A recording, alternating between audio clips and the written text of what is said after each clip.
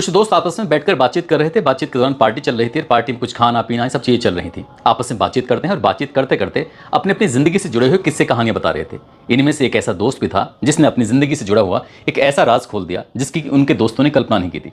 दरअसल वो बात करते करते इतनी शेखी बघारने लगता है, इतनी तारीफ़ करने लगता है। वो कहता है कि मैंने 4 मर्डर कर रखे हैं लेकिन आज तक मुझे पुलिस ने पकड़ा ही नहीं है।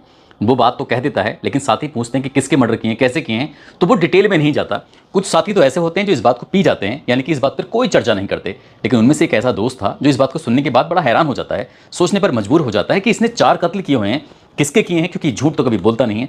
इस तरह की बात थी, उसे बहुत ज़्यादा परेशान कर रही थी और परेशान करते करते उसकी जानकारी में एक एएसआई कमलजीत सिंह होते हैं। वो उनके पास जाता है और जाकर कहता है कि साहब मेरा एक दोस्त है, हम लोग पार्टी कर रहे थे और पार्टी में उसने कुछ थोड़ी सी नशे में था और नशे के दौरान ही उसने कुछ ऐसी बात कही कि मैंने 4 कत्ल किए हुए हैं।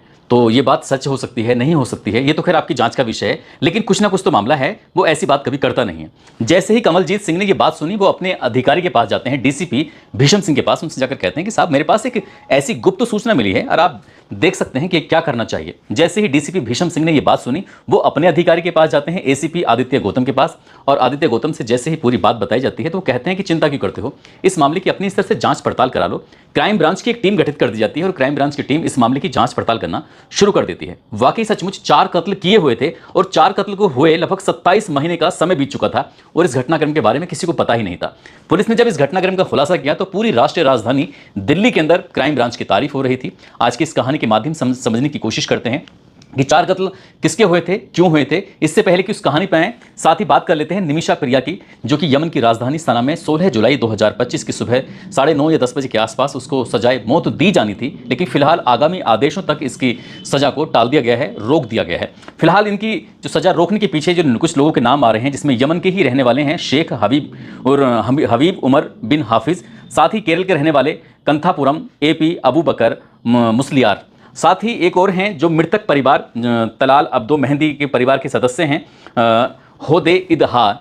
ये इन लोगों की वजह से फिलहाल अभी फांसी टल गई है, लेकिन ये टले कब तक रहेगी कब तक नहीं, क्योंकि जो मृतक के परिवार हैं उसको जो ब्लड मनी है उसको देने की बात चल रही है। यदि परिवार मान जाता है तो शायद इसकी ज़िंदगी लड़की की, निमिषा प्रिया की, बच सकती है। और हम यही दुआ करेंगे, यही अपील करेंगे कि निमिषा प्रिया की ज़िंदगी बच जाए।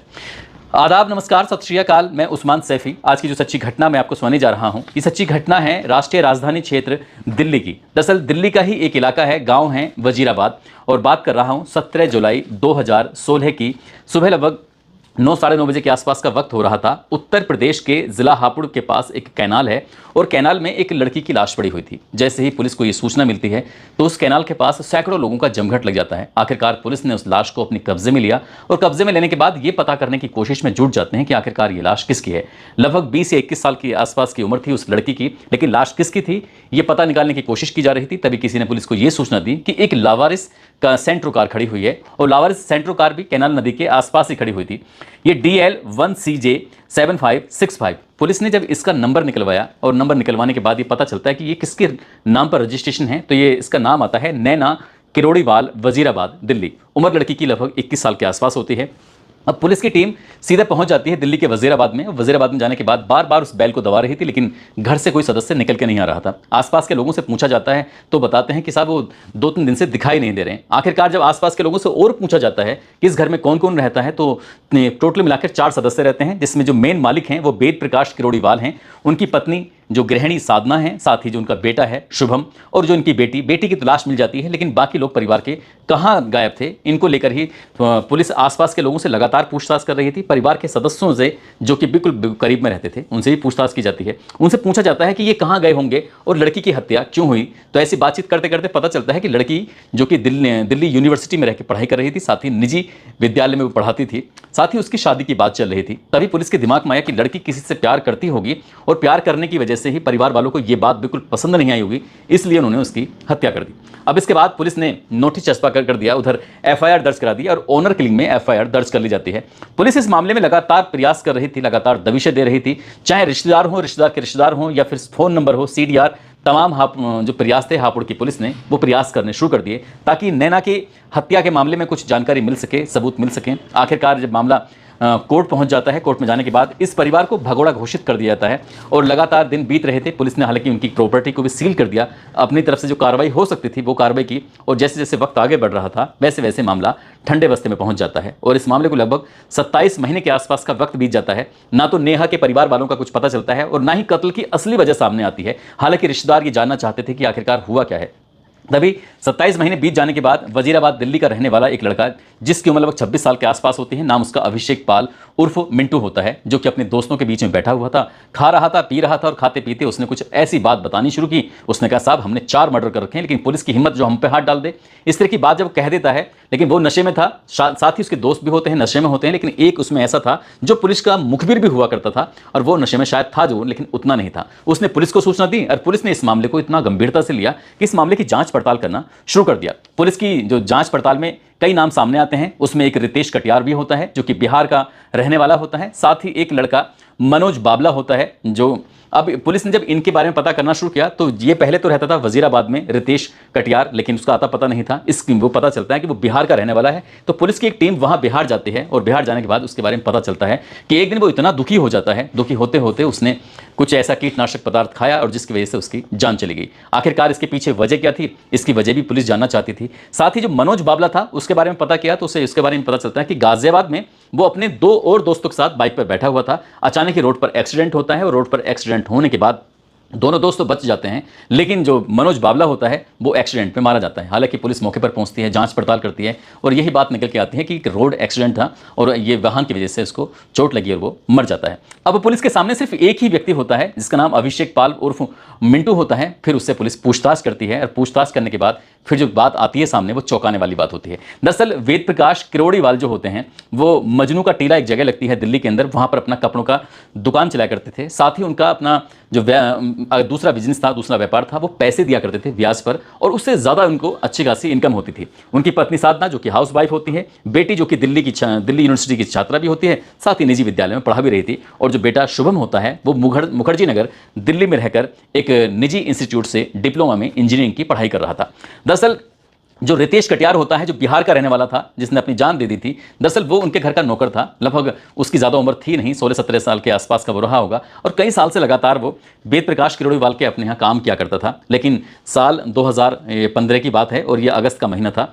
इसी बीच में जो वेद प्रकाश होते हैं वो कहते हैं कि मैं अपना कोई नया बिजनेस शुरू करना चाहता हूँ, इसलिए मैं इस दुकान को ख़त्म करूँगा। तो जो नौकर था उसने कहा कि साहब एक काम करो, आप दुकान को मुझे दे दो, मैं इस दुकान पे काम करना शुरू कर दूंगा और जो भी पैसे की इनकम होगी मैं आपका कर्जा भी पटाता रहूंगा। इस हिसाब से बात तय हो जाती है और 4 लाख रुपए में बात तय हो जाती है और ये तय हो जाता है कि अब हर महीने तुम्हें मुझे इतने रुपए देने पड़ेंगे। आखिरकार जब ये जो घर का नौकर होता है रितेश कटियार, वो कपड़े की दुकान पर बैठ जाता है और अपना काम करना शुरू कर देता है। वेद प्रकाश ने अपना काम करना शुरू कर दिया। वक्त का पहिया आगे बढ़ने लगता है और ये अगस्त 2015 में पैसे लिए थे। कुछ दिनों तो काम ठीक चलता है, लेकिन कुछ दिन के बाद पता चलता है कि काम लगातार ठप होता चला जाता है। यदि उस काम में फायदा होता तो शायद वेद प्रकाश किरोड़ीवाल कभी उस काम को छोड़ता नहीं और उसके जो नौकर रितेश कटियार होता है उसने उस काम को संभाला जरूर था, लेकिन उसने जब उसका काम ठप होने लगता है, व्यापार उसका बेकार जाने लगता है, तो वो इतना परेशान हो जाता है कि लगातार कर्जे मांगने लगता है। वेद प्रकाश लगातार उससे पैसे मांगता था, कहता था कि भाई अब ब्याज मिलाकर मूल मिलाकर लगभग 8.5 लाख रुपए के आसपास हो चुके हैं, तुम कुछ तो पैसे दो, पैसे तो तुम्हें देने ही पड़ेंगे क्योंकि बात जो तय हुई थी। आखिरकार वक्त आगे बढ़ रहा था, वो परेशान हो रहा था, लगातार तगादे बढ़ रहे थे। तभी अपने दोस्त अभिषेक पाल उर्फ मिंटू से कहता है कि मैंने इस तरह से कुछ पैसे लिए थे, मैं बहुत बुरी तरह से फंस चुका हूं, आखिरकार करूं तो क्या करूं। साथ ही अभिषेक ने अपने एक दोस्त यानी कि जिसका नाम मनोज बाबला होता है उसको पूरी कहानी सुनाई। ऐसे 3 दोस्त आपस से मिल जाते हैं और कहानी एक दूसरे से शेयर करते हैं। कहते हैं बिल्कुल परेशान होने की जरूरत नहीं है, इस परिवार से थोड़ी नजदीकियां बढ़ाते हैं और थोड़ी करीबी बढ़ाते हैं। अब ये बात करीबी बढ़ाने की आती है तो नेहा के नाम पर एक सेंट्रो कार होती है और वो ऑफर देता है शुभम को, जो उसका भाई होता है, कि मैं तुम्हें कार चलाना सिखा सकता हूं। अभिषेक ने कहा, बोले ठीक है, अगर चलाना सिखा सकते तो सिखा देना। इसलिए वो रोज उनके घर जाता था और घर के अंदर तक उसकी दस्तक हो जाती है अभिषेक की। वो अपने उस शुभम को यानी कि वेद प्रकाश का जो बेटा होता है उसको कार चलाना सिखाया करता था और ऐसे करते करते वक्त आगे बढ़ रहा था और विश्वास लगातार बढ़ रहा था। अब चाहे मनोज बाबला है वो भी घर आ जा सकता था, नौकर तो खैर पहले से ही आ जा सकता था। इसलिए 15 जुलाई 2016 की सुबह लगभग 11 बजे के आसपास का वक्त हो रहा था। ये अभिषेक ने वेद प्रकाश से कहा कि जो गाड़ी के टायर हैं वो बिल्कुल पूरी तरह से खराब हो चुके हैं, आप आज हर हाल में टायर बदलवा लीजिए। जब टायर बदलवाने वाली बात आती है तो वेद प्रकाश कहता है कोई दिक्कत नहीं है, कोई हर्ज नहीं है, चलते हैं टायर बदलवाने के लिए। वो खुद गाड़ी चलाता है, साथ ही बराबर जो कंडक्टर सीट होती है वेद प्रकाश उसमें बैठ जाता है, और जैसे ही उस कार में बैठा था पीछे से जो मनोज होता है, उसका जो साथी होता है नौकर, वो उसके गले में एक क्लीज तार होता है, उसको वो पूरी ताकत से खींचता है। उसे शोर मचाने का, चीखने का, चिल्लाने का वेद प्रकाश को मौका ही नहीं मिलता और वो गला दबाकर उसकी हत्या कर देते हैं। उसकी गला दबाकर जैसी हत्या की जाती है उसके बाद किसी भी तरकीब से मौका पाते ही उसकी लाश को डिग्गी में डाल देते हैं। लेकिन यहाँ अभिषेक, साथ ही जो नौकर होता है, और मनोज बाबला, उनको ऐसा लग रहा था कि शुभम को शायद शक हो जाएगा, तो एक काम करते हैं, शुभम को भी बुलाते हैं। जब दोपहर के 2 बज रहे थे, 15 जुलाई 2016 की ये बात है, तब शुभम को बुलाते हैं। शुभम से कहते हैं कि तुम्हारे पापा का यार एक्सीडेंट हो गया है, एक काम करो तुम्हारे पापा को देखने के लिए चलते हैं। जब उसे घर से बुला के लेके आते हैं, वो गाड़ी में बैठा था ठीक वैसे ही जैसे कि पिता जाकर उस कंडक्टर की सीट पर जाकर बैठ जाता है। उसके बाद उसका भी इसी तरह से क्लीज के तार से गला दबाकर हत्या कर दी जाती है। कुछ वक्त बीत जाता है, उन्हें लगता है कि जब परिवार में 2 सदस्य खत्म हो गए हैं तो लड़की और माँ का क्या करेंगे, एक काम करते हैं इनको भी खत्म कर देते हैं। इसी तरकीब से जब घर पे जाते हैं तो साधना उस वक्त बिल्कुल अकेली थी, बेटी थी नहीं। साधना से कहा जाता है कि तुम्हारे पति का एक्सीडेंट हो गया है और वो हॉस्पिटल में एडमिट हैं, आप एक काम करो चलकर देख लो। वो जल्दी से तैयार होती हैं और किसी से इस बात का जिक्र भी नहीं करती, ना अड़ोस में ना पड़ोस में, ना किसी रिश्तेदार को बताती हैं। वो इतनी हड़बड़ी में थी कि सीधे जाकर कार में बैठ जाती हैं, उसी सीट पर जिस सीट पर उसका पहले पति बैठा था, फिर उसका बेटा बैठा था, फिर जाकर वो खुद बैठ जाती है। यानी कि ड्राइवर के बराबर में जो कंडक्टर वाली सीट जो होती है उस पर जैसी बैठती है, पुलिस का तार पीछे से आता है, गला दबाकर उसकी भी हत्या कर दी जाती है। जैसे जैसे हत्याएं हो रही थी वैसे वैसे शवों को वो गाड़ी की जो डिग्गी थी उसके अंदर ठिकाने लगा रहे थे। अब रात के लगभग 9 बज जाते हैं, तभी वो कहते हैं कि तुम्हारे जो पिता हैं उनका एक्सीडेंट हो गया है, आप जाकर देख लो। जब नेहा से सबसे आखिर में ये बात कही जाती है, आखिरकार नेहा भी चंगुल में फंस जाती है और नेहा की भी वैसी हत्या की जाती है जैसे उसके पिता की, जैसे उसके भाई की, जैसे उसकी मां की हत्या की जाती है। अब हत्या करने के बाद इन चारों की लाश को सेंट्रो कार की डिग्गी में आराम से पैक कर दिया जाता है, जब ताकि किसी को पता न चल सके। साथ ही सेंट की बहुत अच्छी खासी शीशी का इस्तेमाल किया जाता है, पूरी की पूरी इन लाश पर उड़ेल दी जाती है। अगर बदबू भी आती है तो शायद किसी को इस बात का एहसास ना हो। 16 तारीख की रात की ये बात है। आखिरकार 15 तारीख की रात की बात है, ये गाड़ी खड़ी रहती है। अगला दिन निकलता है और ये इंतजार कर रहे थे कि फिर से रात हो जाए। ये पार्क में दिन रात भर गाड़ी खड़ी रही, किसी को इस बात का एहसास नहीं था कि उसमें लाश पड़ी हुई है। 16 जुलाई आती है, 16 जुलाई 2016 की ये बात है। रात का समय था। उसके बाद फिर ये यहाँ से इस कार को लेकर निकलते हैं। निकलने के बाद इनका इरादा था कि इस कार में जो लाश हैं इनको कहीं नदी में, कहीं गंगा में, कहीं भी फेंक देंगे। इसलिए वो हाईवे चलने लगते हैं नेशनल 24 की तरफ। और जब जाते हैं तो रास्ते में हापुड़ पड़ता है, हापुड़ में एक कैनाल पड़ती है, और कैनाल में जब उस वक्त जब ये लाश उन्होंने फेंकी थी तब वो ओवरफ्लो में बह रही थी, भारी मात्रा में बह रही थी। इसके बाद उन्होंने लाश निकालते हैं एक एक करके और चारों की चारों लाशों को वो कैनाल के अंदर फेंक देते हैं। पानी के तेज बहाव के चलते माँ, बेटे की लाश बह जाती है, पति की भी लाश बह जाती है, लेकिन जो बेटी की लाश होती है वो किनारे पर जाकर अटक जाती है। आसपास के लोगों को इस बात का पता चल जाता है और वो पुलिस तक पहुंचते हैं। 27 महीने के बाद आखिरकार जब पुलिस इस मामले की जांच पड़ताल करती है तो इस कैनाल जहां जिस इलाके में बहती है उस इलाके के लोगों से, पुलिस अधिकारियों से संपर्क किया जाता है। लेकिन 27 महीने के बाद भी उन लाशों का पता नहीं चल पाया था जो बाकी की 3 लाशें थीं।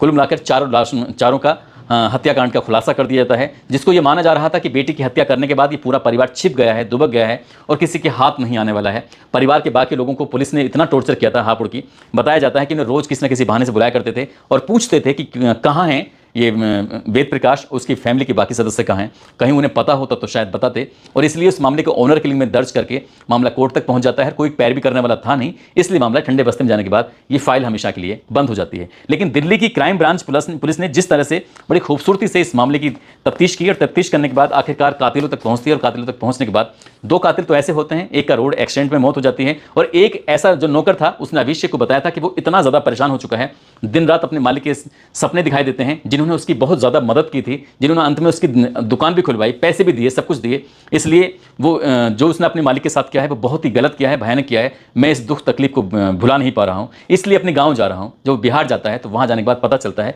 कि उसने कुछ जहरीला पदार्थ खा लिया था जिसकी वजह से उसकी मौत हो जाती है। दोस्तों, फिलहाल ये मामला भी कोर्ट में विचाराधीन चल रहा है, लेकिन जो भी होता है इस घटनाक्रम में वाकई बहुत भयानक होता है। इस पूरे घटनाक्रम को सुनाने का उद्देश्य किसी को परेशान करना नहीं है, किसी का दिल दुखाना नहीं है, बल्कि आपको जागरूक करना है, आपको सचेत करना है और आपको बताना है कि क्राइम को कितने भी शातिर तरीके से क्यों ना कर ली जाए और क्राइम कभी